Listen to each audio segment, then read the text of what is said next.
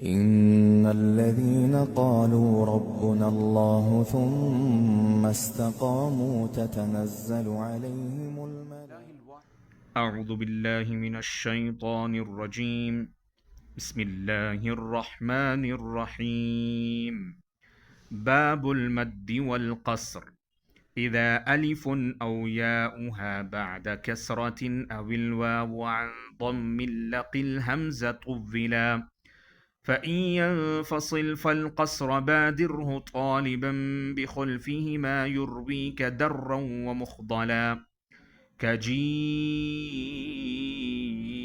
وعن سوء وشاء اتصاله ومفصوله في أمها أمره إلى وما بعد همز ثابت أو مغير فقصر وقد يروى لورش مطولا ووسطه قوم كآمن هؤلاء آلهة أتى للإيمان مثلا سوى ياء إسرائيل أو بعد ساكن صحيح كقرآن ومسؤولا اسألا وما بعد همز الوصل إيت وبعضهم يؤاخذكم الآن يؤاخذكم الآن مستفهما تلا.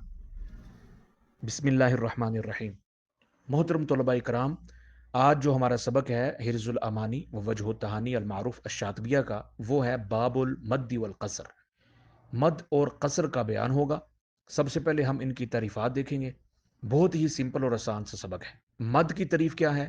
زیادت المد فی حروف المد لاجل حمزۃ و ساکن، یعنی مفہوم کیا ہے اس عبارت کا؟ حروف مدہ کو ان کی اصل مقدار سے زیادہ کھینچنا، اس لیے کہ اس کے بعد حمزہ یا حرف ساکن آ رہا ہو.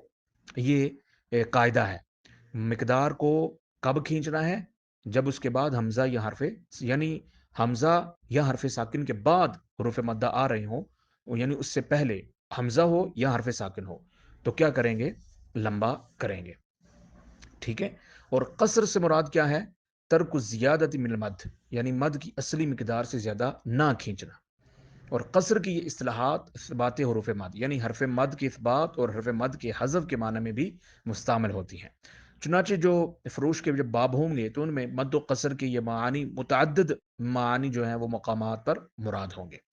علامہ شاطبی رحمہ اللہ شعر نمبر 168 میں فرماتے ہیں، جب الف یا اس کی یا کسرہ کے بعد یا وہ ضمہ کے بعد ملے، حمزہ کھینچا جائے گا.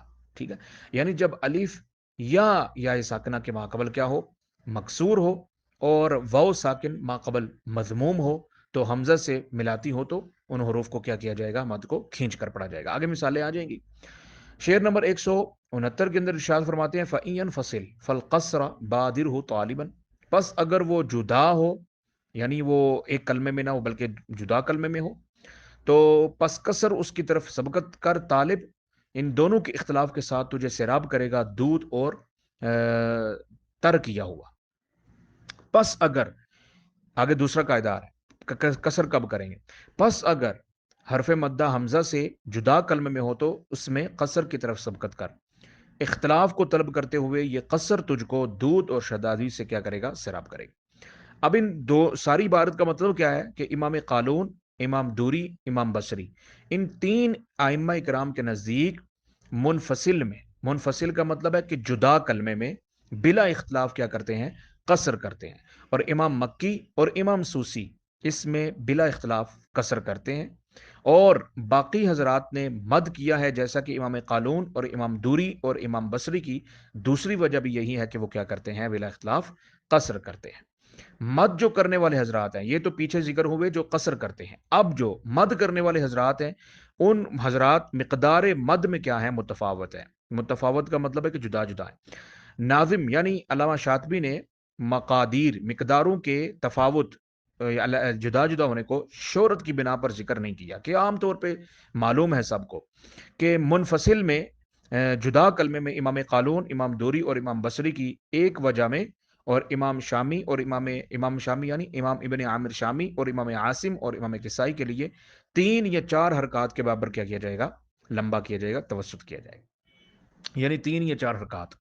اور متصل کی صورت میں یعنی ملے ہوئے ہونے کی صورت میں علامہ امام حمزہ اور امام ورش کے باقیوں کے لیے توسط ہوگا، یعنی توسط یعنی 3 یا 4 حرکات ہوگی۔ منفصل اور متصل دونوں صورتوں میں امام حمزہ اور امام ورش کے لیے 6 حرکات کے برابر کیا ہوگا؟ طول ہوگا، ٹھیک ہے۔ یعنی متصل صورت میں جو ہے وہ امام حمزہ اور امام ورش کے لیے کہ باقیوں کے لیے توسط، اور باقیوں کے علاوہ یعنی امام حمزہ اور امام ورش کے لیے متصل اور منفصل میں 6 حرکات کے برابر کیا ہوگا؟ طول ہوگا۔ چنانچہ مولا علی قاری رحمہ اللہ فرماتے ہیں وقد قرأ الشیخان طول لورشہم وحمزۃ والوسطی لباقیہم الملا۔ شیخین یعنی علامہ شاطبی اور علامہ جزری، یہ دونوں شیخین ہیں، قرات کے اندر ان کو شیخین کے نام سے لقب سے پکارا جاتا ہے۔ ان دونوں نے امام ورش اور امام حمزہ کے لیے طول اور باقی سب کے لیے توسط پڑھا ہے، اور عام طور پر معمول یہ 2 درجے ہی ہیں، یعنی توسط اور طول، گو بعض نے 3 درجے بھی قائم کیے ہیں، آگے دونوں قسموں کی مثالیں بیان فرما دیں گے۔ شعر نمبر 170 کے اندر علامہ شاطبی رحمہ اللہ اب آگے جو ہے وہ متصل اور منفصل کی مثالیں دیتے ہیں۔ متصل کی مثال جیسے کہ جی سوئی شاء، اس کے متصل، اور منفصل فی امیہا امرہو الا، ٹھیک ہے۔ مد متصل میں محل مد اور سبب مد کلمہ واحدہ میں ہوتے ہیں، ٹھیک ہے، یعنی جو مد کا محل ہے اور مد کا جو سبب ہے وہ ایک ہی کلمے میں ہو تو مد متصل، یعنی وَجِیءَ يَوْمَئِذٍ تَعْفُو عَنْ سُوءٍ وَلَوْ شَاءَ رَبُّكَ، اور جیسے النبی، النسی، تو ان صورتوں میں ان حضرات کے لیے، یعنی ان حضرات مراد امام حمزہ اور امام ورش کے لیے جو ہے وہ یہاں جو ان کو محموز اللام پڑھتے ہیں، مثلا محموز اللام کا مطلب کہ الف اور لام کے ساتھ، جیسے النبی، النسی، الف اور لام کے ساتھ پڑھتے ہیں۔ مد منفصل کی مثالیں فی امیہا رسولا وامرہ الی اللہ بما انزل، اور جیسے علیہم انذرتہم، میم جمع میں صلہ اور مد کرنے والوں کے نزدیک، اور جیسے اتبعونی اہدکم، یا اس زائدہ کا اثبات اور مد کرنے والوں کے نزدیک علامہ شاطبی نے مد منفصل کی مثالوں میں جو دامن شعر کی تنگی کے بعد صرف یا اور واو کی مثالوں پر کیا کیا ہے؟ اکتفا کیا ہے، یعنی الف کی جو مثال ہے وہ اس کو ذکر نہیں کیا بلکہ یا اور واو کی مثال پر کیا کیا ہے؟ اکتفا کیا ہے۔ یا کہا جائے کہ امیہا امرہ میں الف کی مثال رہی ہے اگر یہ مثال کلمہ قرآن کی نہ ہو۔ شعر نمبر 171 بہت آسان ہے، وما بعد حمز ثابت او مغیر فقصر وقد یروى لورش مطولا، اور وہ حمزہ کے بعد برقرار یا متغیر، پس قصر اور کبھی وہ روایت کیا جاتا ہے ورش کے لیے طویل کیا ہوا۔ یہ لفظی ترجمہ ہے، آگے مفہوم سمجھیں۔ یعنی حمزہ محققہ مطلب برقرار، ثابت، ٹھیک ہے، وہ بدلا ہوا نہ ہو کسی سے، وہ حمزہ محققہ ہو، یا حمزہ مغیرہ۔ حمزہ محققہ مطلب جس میں تحقیق، جیسے کہ ہم پڑھتے ہیں انذرتہم، ٹھیک ہے، حمزہ محققہ، ٹھیک ہے۔ اور مغیرہ سے مراد آگے بتائیں گے کہ نقل یا تسہیل یا ابدال جس میں تغیر کیا ہوا ہو تو اسے مغیرہ کہتے ہیں۔ اگر حروف مدہ متصلہ واقع ہوں تو ورش کے لیے تمام حضرات میں اس میں قصر کرتے ہیں، اور ایک روایت ورش میں بھی قصر کرتے ہیں، اور اہل ادا کے بعض طرق میں طول اور توسط بھی ہے، یعنی جو طرق ہیں اس میں قصر کے ساتھ طول اور توسط بھی مروی ہیں۔ توسط کا بیان اگلے شعر میں آئے گا۔ حمزہ مغیرہ سے مراد وہ حمزہ جس میں نقل یا تسہیل یا ابدال ہوا ہو، مثالیں آگے آتی ہیں۔ یہ جو شعر نمبر 172 ہے، اس کا لفظی ترجمہ یہ ہے کہ اس کا توسط کیا ہے قوم نے، جیسے آمنا ہا اولائی یا آلہتن عطا للایمانی مثال دی گئی ہے۔ کہتے ہیں کہ 4 مثالیں بیان کی ہیں مد بدل کی، جیسے 2 حمزہ ثابتہ کی اور 2 حمزہ کے بعد ثابتہ کے بعد واو کی۔ 2 حمزہ ثابتہ جیسے آمنا اور آتا، اور حمزہ ثابتہ کے بعد واو کی جیسے اوحیا اور رعوفن، یا کی مثال جیسے ایلافہم دعائی، تو اس میں سب میں کیا کیا گیا ہے؟ توسط کیا گیا ہے۔ حمزہ مغیرہ کی 2 مثالیں ناظم نے بیان کی ہیں، ہا اولائی اور آلہتن کو امام ورش کی روایت میں ہا اولائی یا لہتن پڑھا گیا ہے، ٹھیک ہے۔ دوسری مثال لیل ایمان میں اس میں نقل حرکت ہوگی، اور تسہیل کی مثال جو کہ ناظم نے نہیں بیان فرمائی، لیل ایمانی، ٹھیک ہے، لیل ایمانی، لیل ایمانی سے کے حرکت جو ہے وہ نقل کر دی جائے گی، اور لیل جیسے کہ بئسا اسم الفسوق کے بجائے ہم پڑھتے ہیں نا بئسا لسم الفسوق، تو یہاں پر بھی وہ نقل حرکت کی جو قاعدہ فٹ ہوگا، جیسے لی مانے، ٹھیک ہے، حمزہ ساکنہ کے لیے پڑھیں گے لی مانے، ٹھیک ہے۔ اور آگے جیسے کہ جاء آل لوط میں امام ورش حمزہ ثانیہ میں تسہیل کرتے ہیں جاء آل لوط، ٹھیک ہے۔ آگے اس قاعدہ کی جو ہے وہ اس قاعدے کے مستثنیہ جو ہیں وہ ادا فرماتے ہیں۔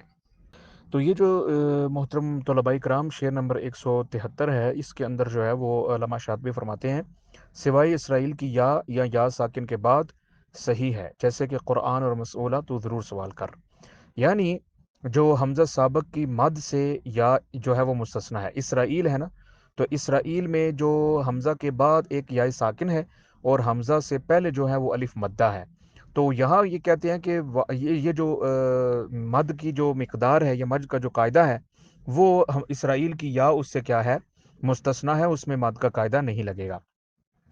اس لفظ میں دو حروف مدہ ہیں، یعنی اسرائیل میں دو حروف مدہ ہیں، ایک الف حمزہ سے پہلے ہے یعنی اسرا جو الف ہے وہ، اور ای یعنی حمزہ کے بعد یا ساکن، دو حروف مدہ ہیں، تو جس میں مد متصل ہے، اور دوسرا حرف مد یا جو ہے وہ حمزہ کے بعد ہے۔ پہلی جو الف مدہ ہے وہ تو حمزہ کے ساتھ متصل ہے نا، اور دوسرا جو ہے وہ حمزہ یا ساکنہ جو ہے وہ حمزہ کے بعد ہے، ٹھیک ہے۔ تو اس یا کو مستثنی کرنے کی وجہ یہ ہے کہ قرآن پاک میں یہ کل اکثر لفظ جیسے کہ بنی کے ساتھ آیا ہے، یعنی بنی جب ظاہر ہے یا اس کے ساتھ بنی کے ساتھ آتے یا بنی اسرائیل، تو ایک مد منفصل کا اضافہ ہو جاتا ہے، ٹھیک ہے۔ اگر مد بالحمز السابق بھی کیا جاتا تو مسلسل 3 مد جمع ہو جاتی ہیں، ٹھیک ہے، ایک اسرائیل، ایک الف مدہ پہلا، پھر حمزہ کا جو ہے وہ مد، پھر یا کی مد، ٹھیک ہے، تو یہ 3 مدیں کیا ہو جاتی جمع ہو جاتی۔ حاصل یہ کہ کلمہ کثرت ورود طوالت کلمہ اور ورش کی وجہ سے جو ہے نا وہ یا کو مستثنی کر دیا، تو امام ورش کی مقدار بقدر جو ہے وہ 5 الف ہونے کی وجہ سے تخفیفاً اس کو مستثنی کر دیا گیا ہے۔ آگے کہتے ہیں او بعد ساکن، یا جو ہے وہ ساکن کے بعد ہو، تو او بمانا واو ہے، ٹھیک ہے، یعنی واو ساکن کے بعد، تو اس مد سے 2 حروف مدہ بھی مستثنی رکھے گئے ہیں، جس سے پہلے حمزہ ہو یا حمزہ سے پہلے کوئی حرف ساکن ہو، یعنی حرف علت نہ ہو، جیسے قرآن، ظمآن، مسئول، مذعوم، ٹھیک ہے۔ اور استثناء کی وجہ یہ ہے کہ اس قسم کے کلمات میں حمزہ کی صورت جو ہے وہ رسماً مخذوف الشکل کیا ہو جاتی ہے۔ تو اس الا تو سوال کر، اس علن میں جو ہے وہ جو اس الا ہے نا، اصل میں اس علن تھا، تو بن نون جو ہے وہ خفیفہ، اس کی وجہ سے اس کو نون کو الف سے بدل دیا گیا، تو اس الا ہو گیا، ٹھیک ہے، اس علن عن علتہ۔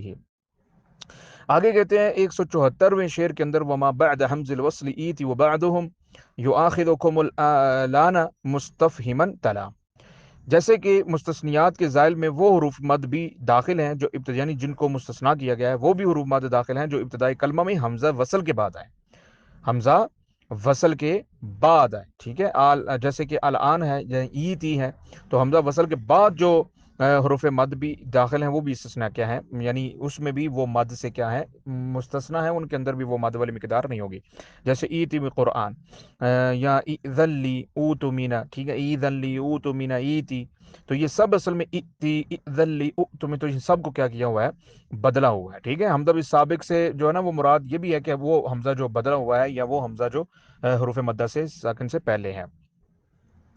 تو استثناء کی وجہ ہو سکتی ہے کہ ایک یہ کہ حروف مدہ سے پہلے جو حمزہ ہے وہ اصلیہ ہونے کی وجہ سے عارضی ہے، اور دوسرے یہ کہ اس قسم کی کلمات میں حروف مدہ اصلی نہیں ہے بلکہ سب کیا ہے مبدل من الحمزہ ہے، مثلا ایتی اصل میں ایتی ہے، ٹھیک ہے، تو اس کو کس سے بدل گیا، یا سے بدل دیا گیا۔ تو محترم طلباء کرام، آج کا ہمارا یہ جو مد اور قصر کا بیان ہے آپ نے آج سمجھ لیا، عرف عام میں سارا جو ہے وہ مد کہاں، کون سی مد متصل، کون سی مد منفصل، کون سی مد متصل میں کتنی مقدار، مد منفصل میں کتنی مقدار، توسط اور طول کا آپ کو پہلے ہی پتہ ہے۔ تو اس سبق کے متعلق اگر آپ کے ذہن میں کسی بھی قسم کا کوئی سوال ہو تو آپ مجھ سے ضرور پوچھ لیجئے گا۔ إن الذين قالوا ربنا الله ثم استقاموا تتنزل عليهم